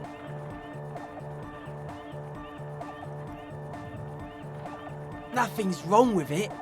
You should definitely be researched. You can still do sick shit with it though. The sickest. That's perhaps why it should be researched. Most of it doesn't exist, but there's also stuff that isn't allowed to exist, because the moralists think it's too dangerous for the plebs. Psionic powers, pale-related diseases, pretenders pretending to be human, folk rights, that kind of stuff. The hardcore aesthetic is esoteric. It's not meant to be discussed with the law at this moment. It's not easy to reach a harmonic resonance of science without some adjustment. Yes, further sign matching would do good for us. One way to achieve this would be by getting us into the church.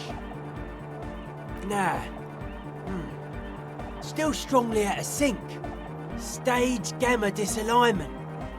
You heard me.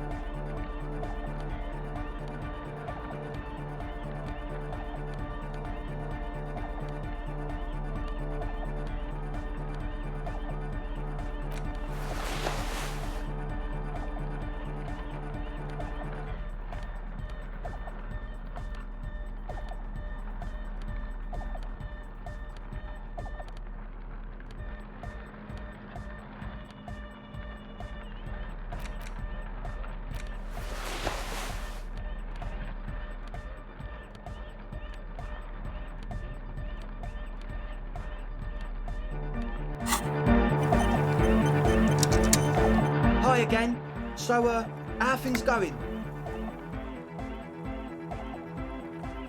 As always. A young man with peroxide blonde hair holds up a Harman Welshi tape player, nodding along to the music.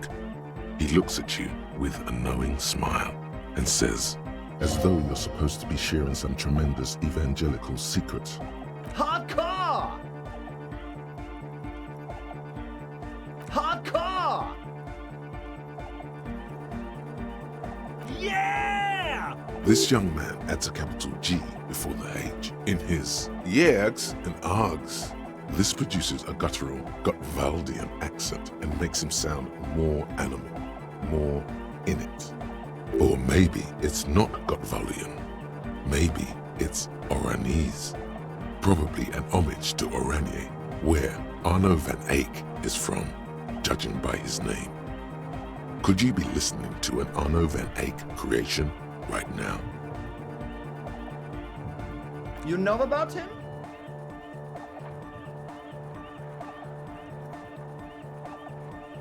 You know Van Eyck?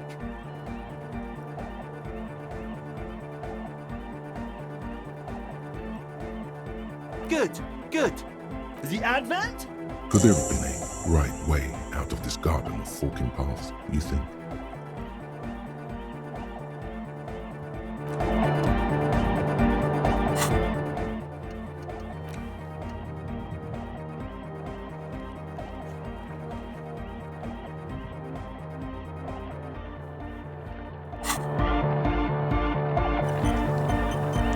Hi again.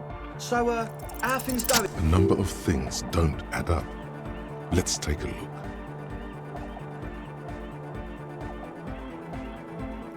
How about gather around, kids?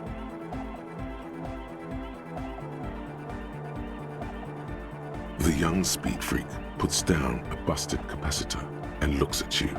The one with the large head seems very enthusiastic about whatever you have planned. Their would-be leader is less amused.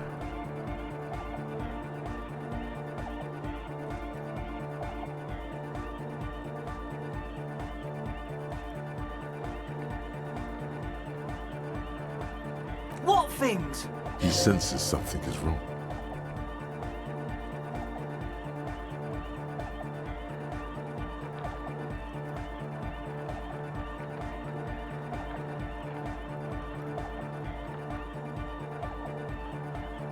We don't need drugs to be hardcore. Shut the fuck up, Egg.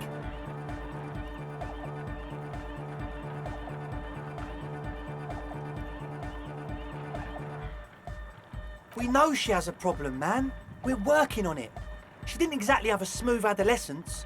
Underneath, he is furious she ruined it for them. This means trouble for their female friend.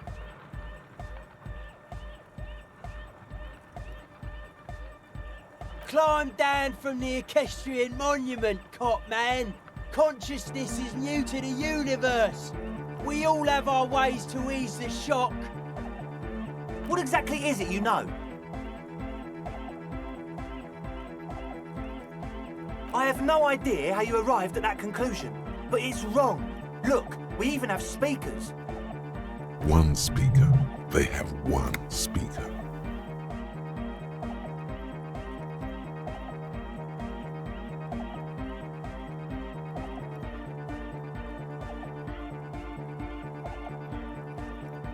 What do you mean, friend? It's a one-speaker system. It's monodynamic. You wouldn't know the first thing about sound reproduction in anodic music. Other speaker. This may be the brain damage talking, but you've definitely never heard of monodynamic or one-speaker systems.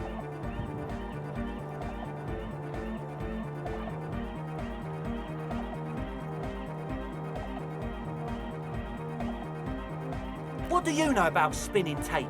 Nothing. I'm sorry, but there is no lab equipment and no drug ingredients.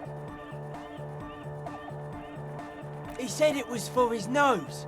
What more do you want? Likely pseudoephedrine, almost exactly the shape of ephedrine. Ephedrine makes you happy, and so does pseudoephedrine. And of all cellular-based life, what's your point, Lawbringer? Make up your mind. First it's the sweat, then it's the ether. No shit.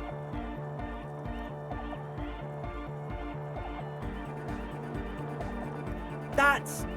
Come on, that's... I meant to say, not true. What do you mean, do? There's resignation in his voice. He's almost ready to drop the act. It wouldn't take a lot of pushing. The optimal way to go about this would be indifference. It begins by you telling him you don't care about any of this.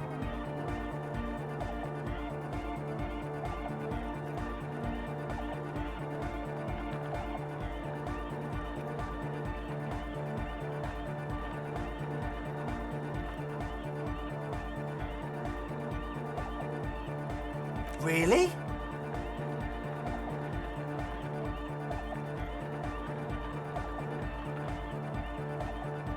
Or else?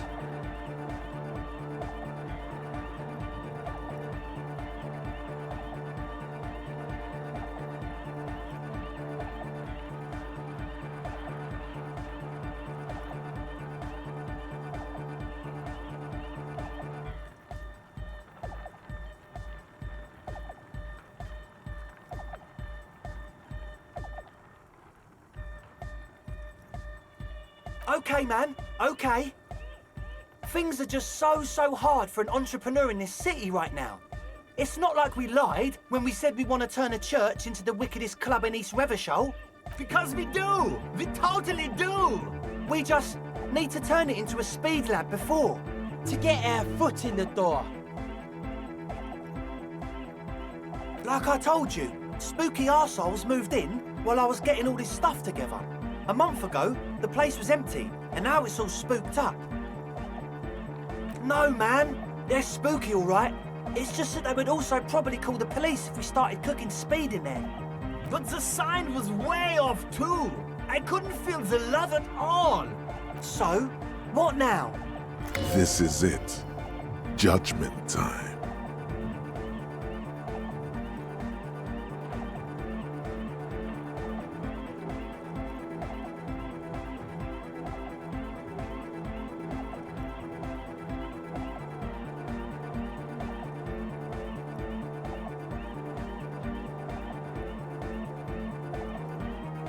We can continue on an amiable path, right?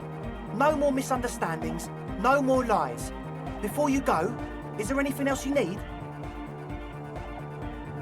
He's a quiet man, mostly communicates through music, and by being a master of ceremonies. You know, a host, a declaimer of slogans. He's a performer, gets the people going. Interesting, sire. A bit like you, then. An MC for short. Well, he's just kinda here. I don't really know how to communicate with him.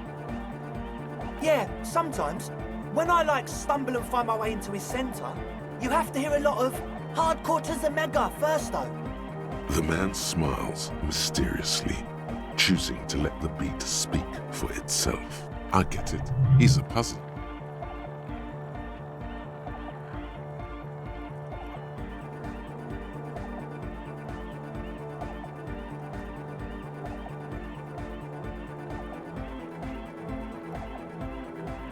Yes. What? He nods, enthusiastic. As always, we'll be right here, waiting patiently for the news. Yeah. Hi again. So, how are things going? As always. The young man with the tape recorder acknowledges your return. When he looks at This is hardcore. It's hardcore! Skibber danger. I am the rearranger. your cop training did not prepare you for this. What to do? Back to the heavyweight jam. Hardcore! Hardcore! Hardcore to the mega.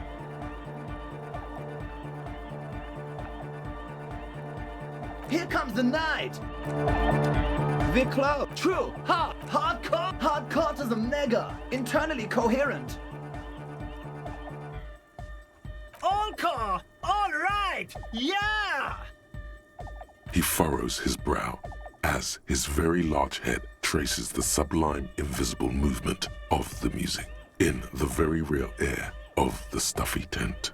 Hardcore! Ah! Is it though?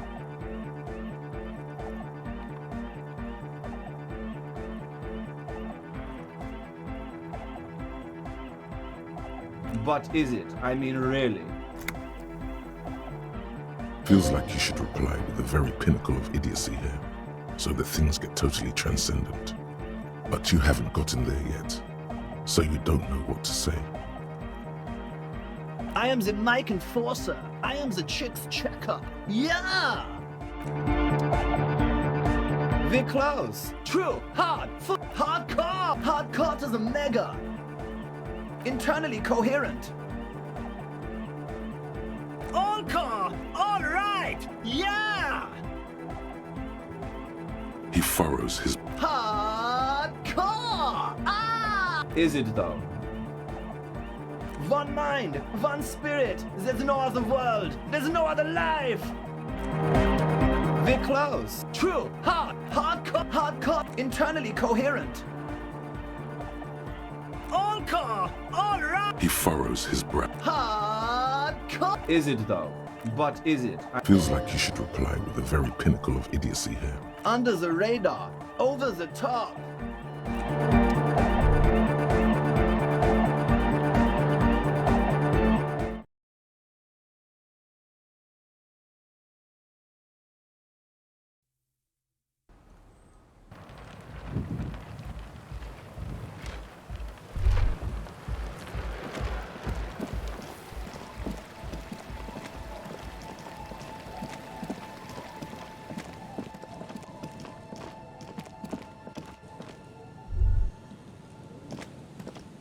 Heavy wooden doors, more than twice your height. The lock turns easily. You hear a click as the shackle pops open. Let's go. As you do, you hear the echo of the doomed commercial area, its black holes and dusty machines. Then the feeling passes. A great whoosh of air rushes into the dark innards of the church, as though rushing to fill a great vacuum. In the heart of the city,